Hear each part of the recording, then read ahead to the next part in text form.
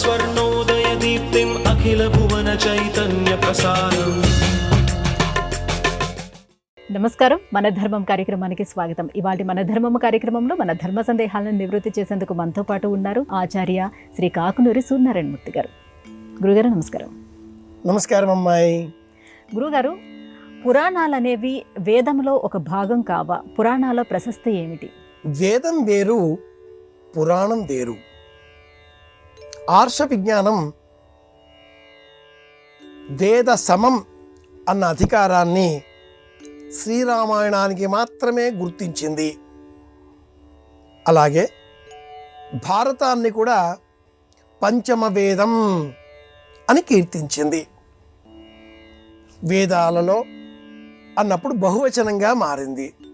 వేదం ఒక్కటే కదా, విధి జ్ఞానే విధి వేదనే. నిజానికి వేదం అంటే ఒక దుఃఖకారకం, ఒక జ్ఞాన భావన, ఒక బాధాకరమైన అంశం. ఎక్కడ జ్ఞానం కలుగుతుందో ఆ జ్ఞాన ఫలితంగా ఒక వేదాంతం మనలో వ్యాపిస్తుంది. ఆర్ష విజ్ఞానంలో ఒక పదజాలం ఉంది, వేద జడత్వం అని. వేదం బాగా చదువుకున్న వారిలో ఒక జడత్వం ఉంటుంది. వారు దేనికి అంత తొందరగా చలించరు. వారిలో ఒక తీవ్రమైన ప్రకృతి మెత్తనబడిపోవడంతో తృతీయస్యామితో దివిసోమ ఆసీత్ తం గాయత్ర్యాహరత్ తస్య పర్ణమచ్ఛిద్యత తత్పర్ణో భవతు తత్పర్ణస్య పర్ణత్వం బ్రహ్మ వై పర్ణః యత్పర్ణ శాఖయా వత్సానపాకరోతి బ్రహ్మణైవైనానపాకరోతి గాయత్ర్యో వై పర్ణః. ఇటువంటి అనువాకాలు అనేకం. 82 పన్నాల ఈ వేదమంతా కూడా అధ్యయనం చేసిన తదుపరి వారిలో తెలియని ఒక వేదాంత భావన స్థిరపడి ప్రపంచమంతా కూడా నిత్యం కాదు, శాశ్వతం కాదు, ఏది శాశ్వతంగా ఉండదు అనే జ్ఞానం తెలిసి వచ్చిన కారణంతో నిర్లిప్తత ఏర్పడుతుంది. ఉద్వేగ భావం తొలగిపోతుంది. ఉద్వేగపూరితమైనటువంటి భావాలతో కూడుకున్న కథలన్నీ కూడా పురాణాలలో ఉంటాయి. పురాణాలు ఆకర్షణీయంగా ఏర్పాటు చేసిన పెద్దలు ఈ కథల ద్వారా వేదంలో ఉండే మౌలిక ధర్మాలను, సూత్రాలను మనకు బోధించారు. అందరికీ వేదం అందుబాటులో ఉండే అవకాశం లేదు. అందరూ వేదార్థాన్ని గ్రహించలేరు. అందరూ వేదాంతులు కాకూడదు కూడా అనే ఉద్దేశ్యంతో వేదంలో ఉండే ఒక ఉదాహరణగా స్వీకరిస్తే హరిశ్చంద్రుడి వృత్తాంతం వేదంలో ఉన్నది, ఇది వేరు. హరిశ్చంద్ర వృత్తాంతం పురాణాలలో కూడా ఉన్నది, ఇది వేరు. పురాణాలలో ఉన్న హరిశ్చంద్రుడు అబద్ధం ఆడలేదు. వేదాత్మకమైన హరిశ్చంద్ర స్వరూపము అసత్యమాడిన వృత్తాంతాన్ని మనం గుర్తించవచ్చు. మరి ఒక ఉదాహరణ గ్రహిస్తే వేదంలో ఉండే గణపతి వేరు, ఆయన బ్రహ్మణస్పతి. పురాణాలలో ఉండే గణపతి వేరు, శివుడి కుమారుడు.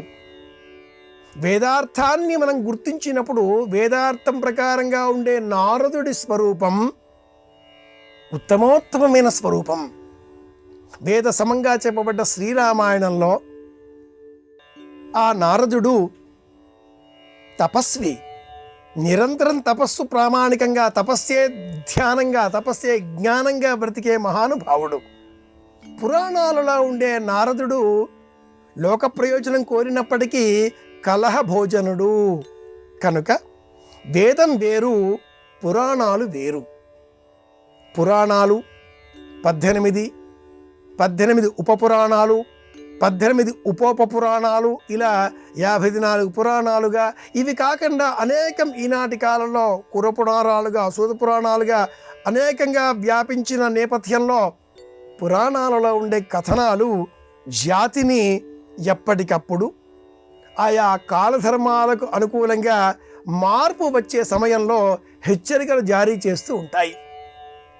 ఏ మార్పు లేకుండా నిత్య సత్యాలను ఇవి మీరు అనుసరించవలసిందే, పాటించవలసిందే, ఇవి ప్రభ సంహితం అని బోధించేది వేదం.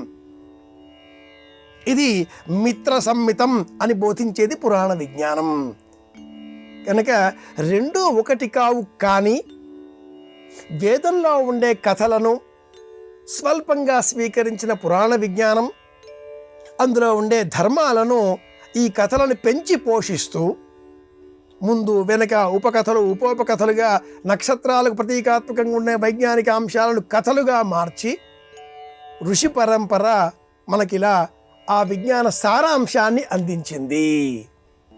ఒక్క మాట చెప్పాలి అంటే వేద విజ్ఞానమంతా కూడా కథనాత్మకంగా మారినప్పుడు మిత్ర సంహితంగా కాంతా సంహితంగా చెప్పేవి పురాణాలు కావ్యాలు అవుతాయి.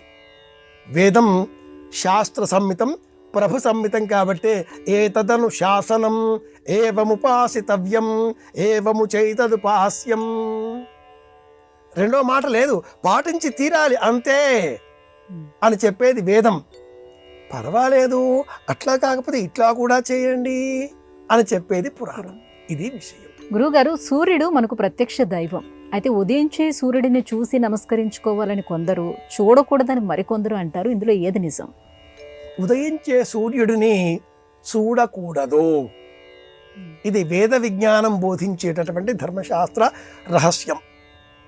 ఉదయించే సూర్యుడిని చూస్తే కంటి వ్యాధి వస్తుంది, హృదయ వ్యాధి కూడా ఏర్పడుతుంది. మరి ఏం చేయాలి? సూర్యకాంతి ఈ దేహమంతా కూడా వ్యాపించే విధంగా నాభి వరకు నీటిలో నిలుచుని చేతిలో నీరు పుచ్చుకొని సూర్య అర్ఘ్యం విడిచిపెట్టాలి.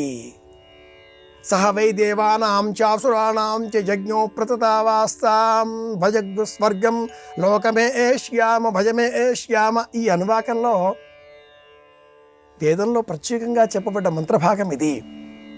సూర్యునికి ప్రీతికరంగా ఎలా మనం అర్ఘ్యప్రదానం చెయ్యాలి, ఏ విధంగా సూర్య దర్శనం చేసుకోవాలి, సూర్యుడిని ఉదయించే సమయంలో అస్తమించే సమయంలో చూడవచ్చునా, రెండు కాలాలలో కూడా సూర్యకాంతి ఒకే విధంగా అరుణవర్ణంలో ఉంటుంది కదా, కాషాయ వర్ణంలో ఉంటుంది కదా, కాసింత ఎలుపు పసుపు మిశ్రమంగా ఉండే రంగు కాబట్టి రెండు సమయాలలో కూడా చూడవచ్చును. అలా చూడకూడదు. కాంతి దేహమంతా కూడా ప్రసరించే విధంగా స్తోత్రం చెయ్యాలి, ఉపాసన చెయ్యాలి. సంధ్య ఉపాసన, సూర్య ఉపాసన అన్నారు పెద్దలు. ఎందుకిలా? ఈ సమయంలో అర్ఘ్యప్రదానం, నీరు విడిచిపెట్టాలి. నీరు ప్రాణశక్తి. భూమి వేడెక్కి ఈ కాంతిని మనకు అందిస్తుంది. ఉదయించే సూర్యుడు మనకు జ్ఞానాన్ని, జీవితం పైన ఆశను అందించే దైవం. అస్తమించే సూర్యుడు విషాదానికి, బాధకు ప్రతీక. ఈ రెండు సమయాలలో కూడా మనం రెండు ఒకటే, సమానం అంటూ మనం రెండు అనుభవాలను కూడా సమానంగా స్వీకరించాలి. అనుద్వేగకరం వాక్యం, ఉద్వేగపూరితమైన వాక్య ప్రపంచాన్ని మనం స్వీకరించకూడదు. అసలు ఉద్వేగం పొందకూడదు. దుఃఖం వచ్చినా ఆనందం కలిగినా రెండిటిని సమానంగా స్వీకరించాలి అనే జ్ఞానాన్ని సూర్యోదయం ద్వారా మనం పొందాలి. మనకంటే పూర్వం, మనం లేవకంటే పూర్వమే ప్రతిరోజు నిర్దిష్టమైన సమయంలో సూర్యోదయం అవుతుంది. ఉచితంగా మనకు కాంతినిస్తున్నాడు ఈ పరమాత్ముడు, మహానుభావుడు. కాబట్టి ఆయన రాకంటే పూర్వమే మనం లేచి స్నానాదిగాదులు పూర్తి చేసుకొని ఆయనకు స్వాగత వాక్యాలు పలకడమే సూర్య నమస్కారం, సూర్య ఉపాసన, స్వాగత వాక్యాలు. ఏదో కార్యక్రమాన్ని ఏర్పాటు చేసుకుని మన సంస్థకో, మన కార్యాలయానికో, మన ఇంటికో ఒక మహానుభావుడు, ఒక ఉన్నతోద్యోగి, ఒక ప్రభుత్వాధికారి వచ్చే సమయంలో మనమంతా ఆయన వస్తున్నాడు అని తెలిస్తే ఆయన రాకంటే పూర్వమే వచ్చి వేచుకొని ఉండి ఆయన రాగానే ఆయనకు స్వాగత వాక్యాలు పలికి ఉచిత ఆసనాన్ని అందించి అర్ఘ్యపాద్యాదులతో, ధూపదీపాదులతో, నైవేద్యములతో గౌరవం చేస్తాం కదా. అలాంటప్పుడు ఆయన జగత్ప్రభువు, ప్రత్యక్ష కర్మసాక్షి సూర్యనారాయణమూర్తి, జ్ఞానప్రదాత, వివేకాన్ని అందించే దైవం, శరీరానికి కాంతితో పాటుగా ఆరోగ్యాన్ని అందించేటటువంటి పరమదైవం. కాబట్టి ఆయన రాకంటే పూర్వమే మనం లేవాలి కదా, స్వాగతం పలకాలి కదా. అందుకోసమే ఈ ఉపాసన, ఈ కాండ ఇదంతా కూడా. కనుక సూర్యోపాసన అంటే వేదం మనకు అర్ఘ్యప్రదానం బోధిస్తూ నమస్కారం చెయ్యాలి అంటూ తెలియజేస్తుంది. ఇది విషయం.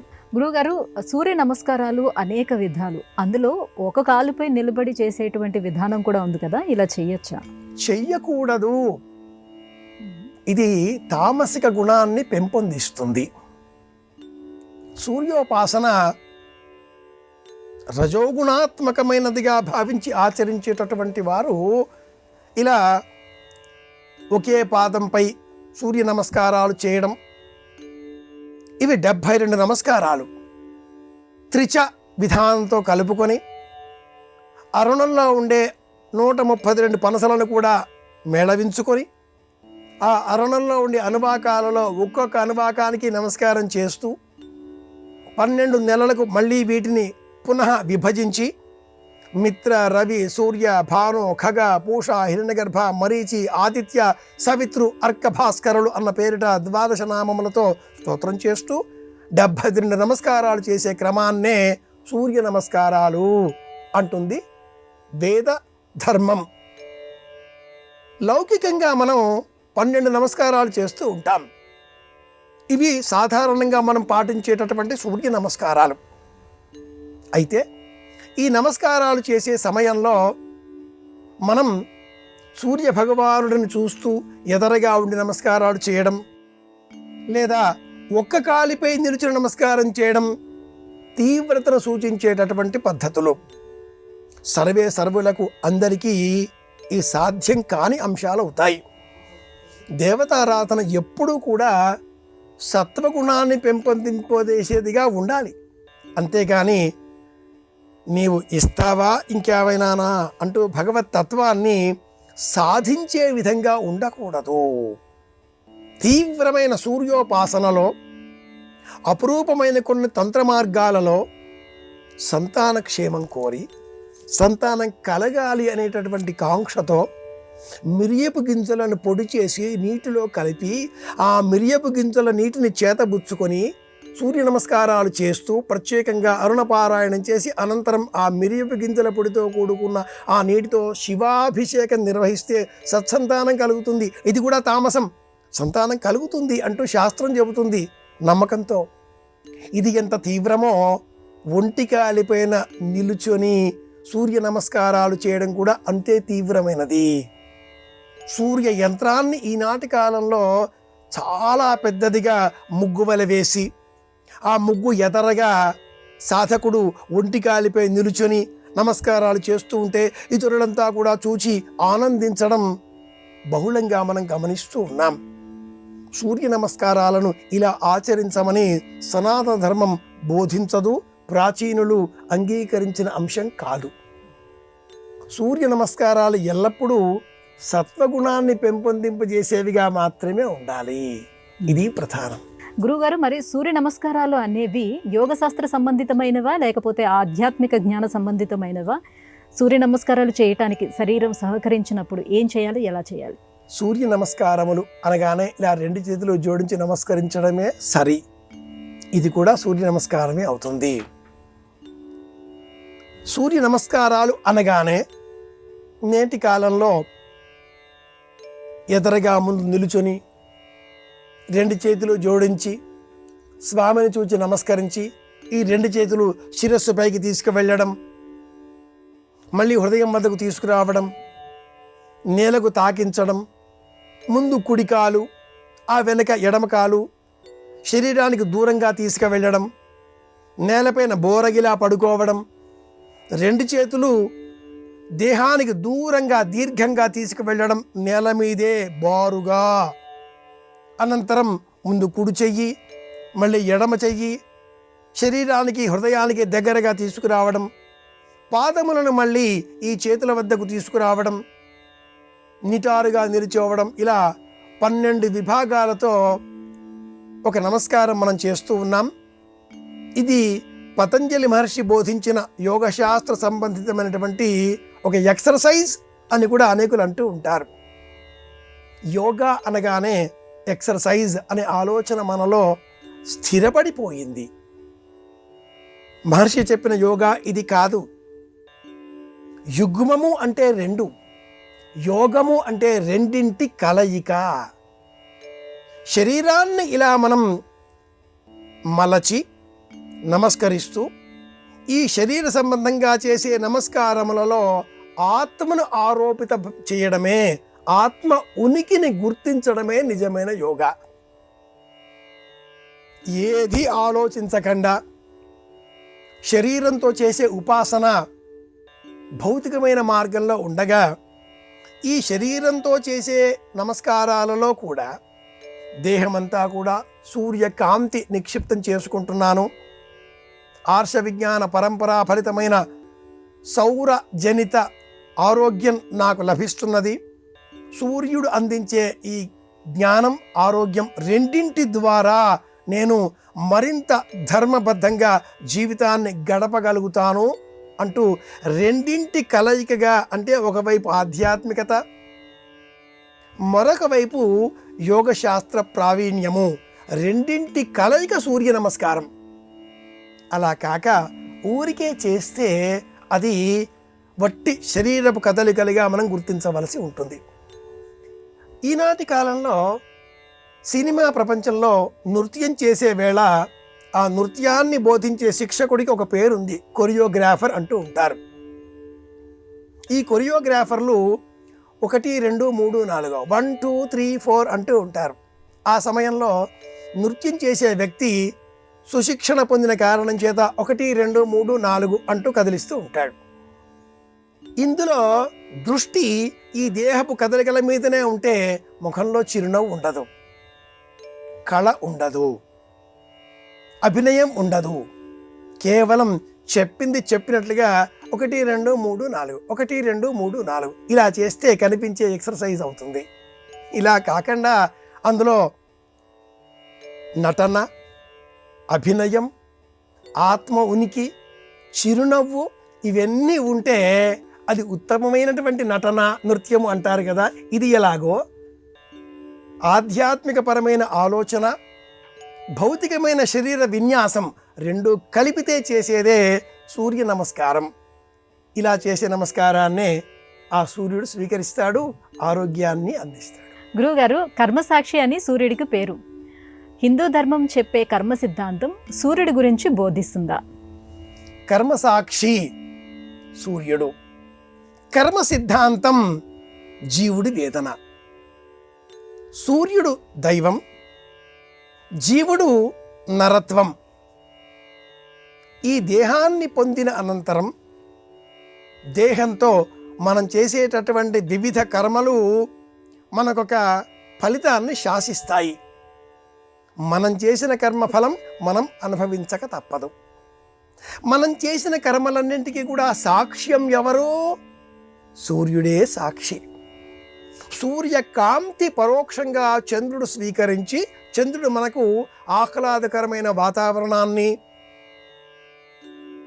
అమృతమయమైన కిరణాలతో ఆరోగ్యాన్ని, ఆనందాన్ని అందిస్తుండగా, సూర్య చంద్రులు ఇరువురు కర్కాటక సింహరాశి ఆధిపత్యాలతో, ఇతర గ్రహాలని మిగిలిన 10 రాశుల ఆధిపత్యాలతో ఈ శరీరం ద్వారా మనం చేసే కర్మలను శాసిస్తున్నారు. సూర్యుడు, చంద్రుడు ఇందుకోసమే నవగ్రహాలలో నక్షత్రం, ఉపగ్రహం అని తెలిసినప్పటికీ ఈ రెండింటి ఆధారంగా ఇతర గ్రహాలన్నీ తమ తమ నీడలతో మనం చేసే పనులను శాసిస్తూ ఉండగా, మనం చేసే కర్మఫలం మనమే అనుభవించవలసి ఉంటుంది. నకర్మణ మనారంభ, కర్మ చేయకుండా ఎవరూ ఉండరు. ఏదో ఒక కర్మ చేస్తూనే ఉంటారు. ఒకరు నీళ్లు తాగుతున్నారు, ఒకరు మాట్లాడుతున్నారు, ఒకరు వింటున్నారు, ఒకరు చూస్తున్నారు. ఎవరి కర్మ వారు చేస్తూ ఉంటారు. నకర్మణ మనారంభ, కర్మ చేయకుండా ఎవరు ఉండరు. నేను ఏమీ చేయడం లేదండి, ఊరికే కూర్చున్నాను. శ్వాస తీసుకుంటున్నారుగా, ఉచ్ఛ్వాస నిశ్వాసలు ఉన్నాయిగా. కాబట్టి నిరంతరం కర్మఫలం వీటి ద్వారా ఏర్పడుతూనే ఉంటుంది. కర్మ చేస్తూనే ఉన్నాం, తత్కర్మ ఆచరణ ద్వారా కర్మఫలం ఏర్పడుతూనే ఉంటుంది. వేల వందల పదుల జన్మ ధరించిన అనంతరం కర్మఫలత్యాగ బుద్ధి ఏర్పడితే మోక్షం లభిస్తుంది అంటుంది వివేక చూడామణి. కర్మ ద్వారా పుణ్యం పెంచుకుంటే పుణ్యంతో కూడుకున్న ఉత్తమ జన్మ పొందాలి. కర్మసాక్షి సూర్యుడు. కర్మ ద్వారా నీచ వ్యవహారాలు ఆచరించినట్లయితే దురదృష్టకరమైన జీవితం పొందవలసి ఉంటుంది. కర్మసాక్షి సూర్యుడు కనుక ఆ కర్మసాక్షిని మనం గుర్తించి స్వామి చూస్తున్నాడు, నిరంతరం గమనిస్తూనే ఉంటాడు అన్న ఎరుకతో మనం చేసే కర్మలు పుణ్యవంతమైనవిగా మార్చుకోవాలి. మహాభారతంలో శకుంతల దుష్యంతుని ఒక ప్రబోధం చేస్తుంది. ఎవరూ చూడడం లేదు, ఎవరికీ తెలియడం లేదు, ఎవరూ లేరు అంటూ నీవు నన్ను వివాహం చేసుకున్న విషయాన్ని మభ్యపరచి దాచిపెట్టి నేనెవరో తెలియదు అంటున్నావే, నీవు చేసిన ఆ సందర్భంలో ఆ సమయంలో చూచేవాళ్ళు లేరా? కర్మసాక్షి సూర్యుడు చూచాడు. వేదములు, పంచభూతములు, అహమ్మును, చంద్రుడు, సూర్యుడు, అంతరాత్మయం యముడు, ఇలా ఒక జాబితా వేస్తుంది. నన్నయ్య గారు అందించిన ఈ పద్యరత్నం ఆదిపర్వంలో మనం గమనించినట్లయితే రాత్రి పగళ్ళతో పాటుగా చంద్రసూర్యులు మహాపదార్థములు ఇవి ఉండగా నరుడు తక్కువను నేర్చుని తన్ను మృచ్చిలన్ అంటూ ప్రబోధం కూడా చేస్తుంది. ఎవరూ చూడడం లేదే మనం చేసే పని అనుకొనకూడదు. కర్మ సాక్షి సూర్య భగవానుడు గమనిస్తూనే ఉంటాడు. ఇది విషయం. గురుగారు, మన హిందూ ధర్మంలో దేవతల సంఖ్య అసంఖ్యాకం. దేవుడు ఒకటే అని చెప్పే ఈ ధర్మం ఇంత వైరుధ్యానికి కారణం ఏమిటి? ఒక్కడే సూర్యుడు, కానీ ఉదయం వేళ ఒక విధంగా బాలార్క తేజుడిగా కనిపించే సూర్యుడు మధ్యాహ్న సమయానికి మరొక విధంగా, సాయంత్రం సమయానికి మరొక విధంగా, రాత్రివేళ మరొక విధంగా మరో చోట వెలుగుతూ తెల్లవారగానే మళ్ళీ మనకు దర్శనమిస్తూ, ఒక సూర్యుడు సమస్త జీవులకు తాను ఒక్కొక్కడై తోచుపోలిక అంటాడు పోతనామాత్యుల వారు శ్రీమద్భాగవతంలో. సూర్యుడు ఒక్కడే, కానీ అనేకులకు అనేక రూపాలలో దర్శనమిస్తూ ఉంటాడు. నానాలింగద్వాదృతూనాం నానా సూర్యత్వం.